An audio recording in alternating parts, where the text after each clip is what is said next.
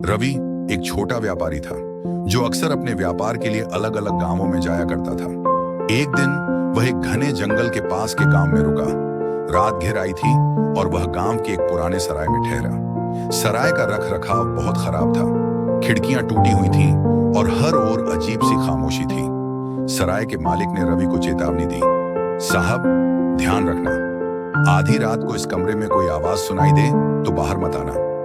रवि ने इसे मजाक समझा और अपने बिस्तर पर सोने चला गया। लेकिन जैसे ही घड़ी ने 12 बजाए उसे किसी के कदमों की आवाज सुनाई दी। वह डरा हुआ उठ बैठा। कमरे की दीवार पर एक परछाई दिख रही थी। यह एक अजीब आकृति थी जो धीरे धीरे उसकी ओर बढ़ रही थी। रवि ने खिड़की से बाहर झांक कर देखा, लेकिन वहां कोई नहीं था। अचानक वह परछाई दीवार से अलग होकर सचमुच उसके सामने खड़ी हो गई। परछाई ने गहरी और गूंजती हुई आवाज में कहा, तुम यहाँ क्यों आए हो? रवि ने हिम्मत जुटाकर कहा, मैं सिर्फ एक यात्री हूँ, मुझे माफ कर दो। परछाई हंसी और बोली, यह सराय एक श्रापित जगह है। यहाँ हर यात्री मेरी गिरफ्त में आ जाता है। रवि ने तेजी से दिमाग दौड़ाया और सराय के मालिक की बात याद की। वह डरते हुए बोला, अगर मैं इस श्राप को खत्म करने का तरीका जान लूं, तो क्या तुम मुझे छोड़ दोगी?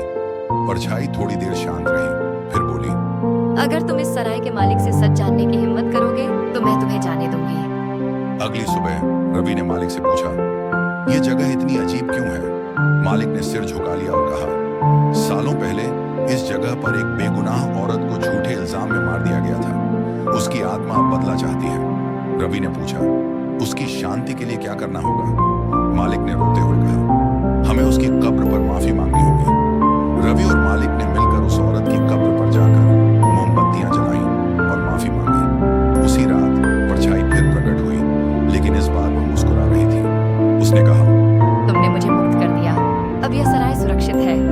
रवि ने राहत की सांस ली और अगली सुबह वहां से रवाना हो गया। वह जानता था कि उसने सिर्फ एक श्रापित आत्मा को ही नहीं, बल्कि उस सराय को भी नई जिंदगी दी है। सीख, भूतों और परछाइयों से डरने के बजाय हमें सच्चाई का सामना करने की हिम्मत करनी चाहिए। हर डर का समाधान होता है।